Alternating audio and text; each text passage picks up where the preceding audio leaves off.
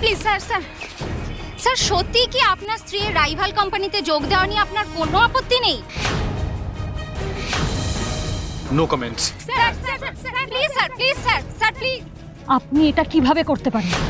আমাকে জিজ্ঞেসটা করে এই কাজটা আপনি কি করে করলেন?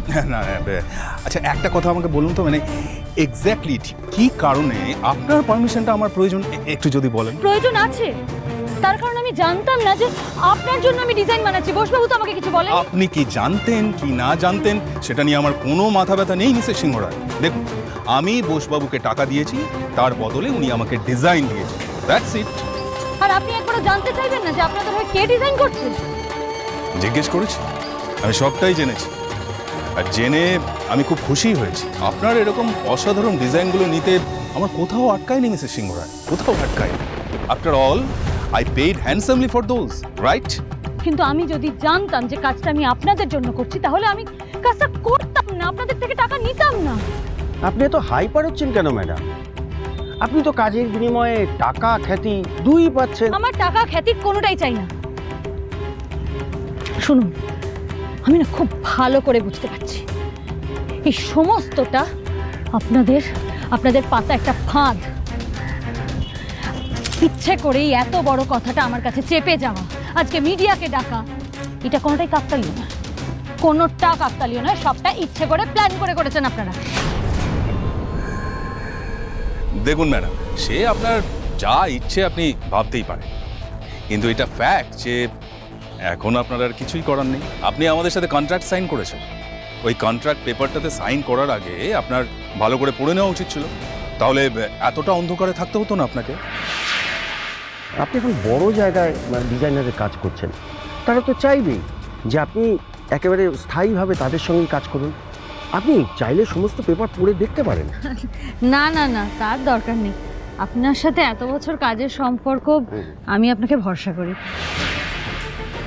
উল্টা আপনার, সুতরাং তার খেসারত তো এখন আপনাকেই দিতে হবে। এখন আপনি চান বা না চান, আপনি এখন থেকে দত্ত জুয়েলার্সের একজন ডিজাইনার। সুতরাং পরশু best jewellery house of the year কম্পিটিশনে আমাদের জন্য কাজ করার জন্য আপনি তৈরি হয়ে যান। আপনি কি মনে করেন দত্তবাবু, পৃথিবীর সবাইকে আপনি টাকায় কিনতে পারবেন? অফকোর্স, পৃথিবীতে সব কিছুরই একটা দাম আছে মিসেস সিংহ রায়, আপনার আকারও আছে। আই ক্যান গ্যারেন্টি এই শহরে, শুধু এই শহরে কেন, বাইরেও, আমি আপনাকে যত টাকা পে করব তত টাকা দেবার ক্ষমতা আর কারণ নেই। আপনি আমাদের হয়ে কাজ করুন। বিশ্বাস হচ্ছে না? ওয়েল, তাহলে নিজেই চেক করে নিন।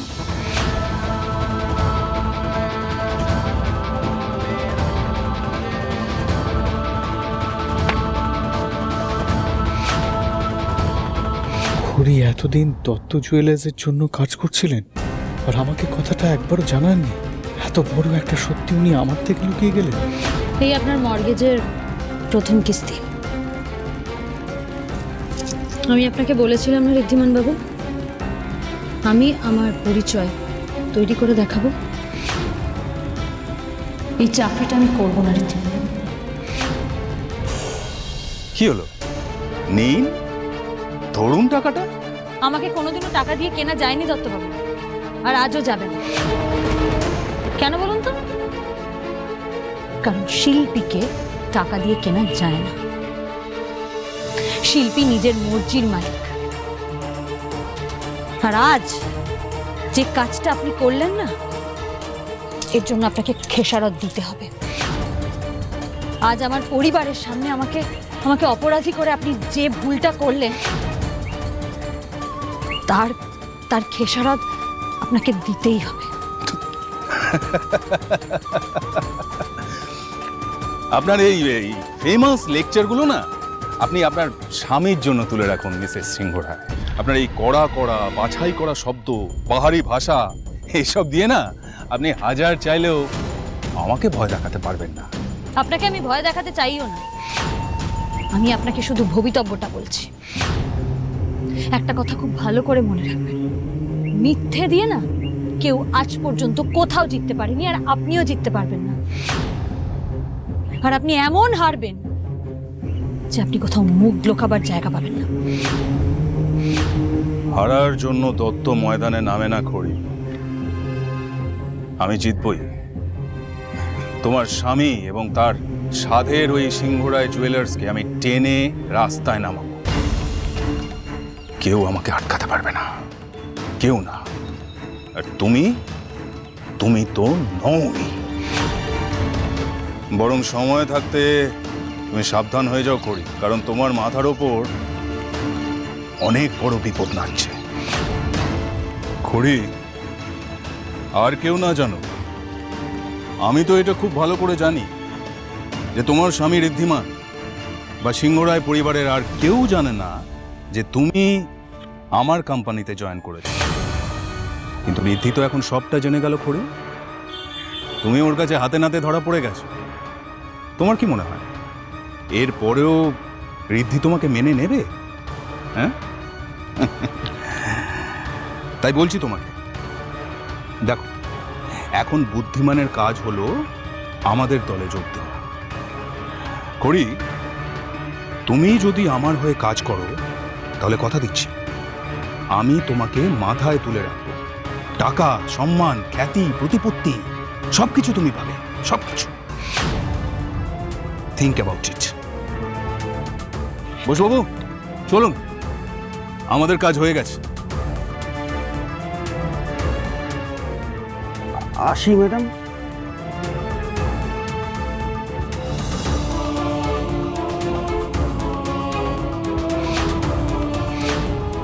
করি ম্যাডাম, আপনি সিংহরায় জুয়েলার্সের দত্তদের বিজনেস কেন জয়েন করলেন? তবে কি আপনাদের মধ্যে কোনো ঝামেলা হয়েছে, ভাঙন ধরেছে সিংহরায় জুয়েলার্সে?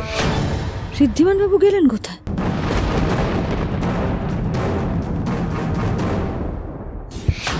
আমাদের এমন একটা ব্র্যান্ড অ্যাম্বাসেডর সিলেক্ট করতে হবে যে ওই দত্তদের ব্র্যান্ড অ্যাম্বাসেডরের থেকে বেটার, যে কম্পিট করতে পারে।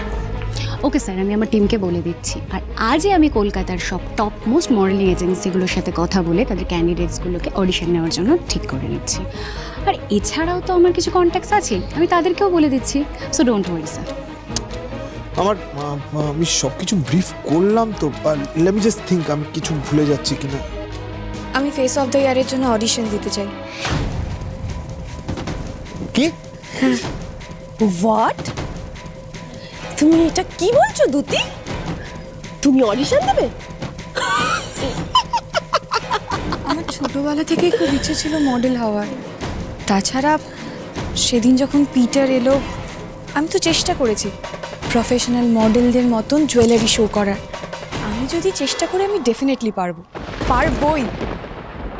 অসাধারণ, আমি তো এটাই শুনতে চেয়েছিলাম। বাড়ির লোকগুলো দুটো প্রশংসা করেছে কি করেনি, তুমি চললে মডেল হতে। হাতের মোয়া নাকি? মডেলিংটা তোমার দ্বারা হবে কি হবে না আমি জানি না, বাট স্ট্যান্ড আপ কমেডি কিন্তু তুমি খুব ভালো করবে। You have the potential. শোনো দুটি, তোমার গায়ের রং ফর্সা, দেখতে শুনতে ঠিক আছে, মানে তাহলে তুমি মডেল হবে? মানে কেন? মডেলিং করতে গেলে স্মার্টনেস লাগে, বুদ্ধি লাগে, ইন্টেলিজেন্স লাগে। আনফর্চুনেটলি সেগুলো তোমার নাম্বার কিন্তু খুব কম। ও দুতি, শোনো না, আমি কি বলছি বলো তো, তুমি বরং মন দিয়ে ঘরের কাজকর্মটা করো। দেখো, যখন বেস্ট হাউসওয়াইফ অফ দ্য ইয়ারের কম্পিটিশন হবে না, আমি তোমার নামটা নিশ্চয়ই বলবো। ওকে? শোনো দুটি, মিডল ক্লাস মেয়েদের কাজকর্ম নয় মডেলিং করা। আমরা তো এখানে একটা ইম্পর্টেন্ট ডিসকাশন করছি। তুমি যদি এসে এসব আবল তাবল কথা বলো, আমরা তো ডিস্ট্র্যাক্টেড হয়ে যাবো। এই কি আর এদিকে ফাইন, আজ সুযোগ পেয়ে অনেক কথা শোনালি তো রাহুল, কিন্তু দেখে নিও, একদিন এই তুতি নিজেকে প্রমাণ করে দেখাবে। তোমাকে একদিন ঠিক এই তুতির পায়ে এসে পড়তেই হবে। আর সেই দিন তুতি তোমার এই সমস্ত অপমানের হিসেব কড়ায় গন্ডায় তোমায় পুছিয়ে দেবে। Wait and watch.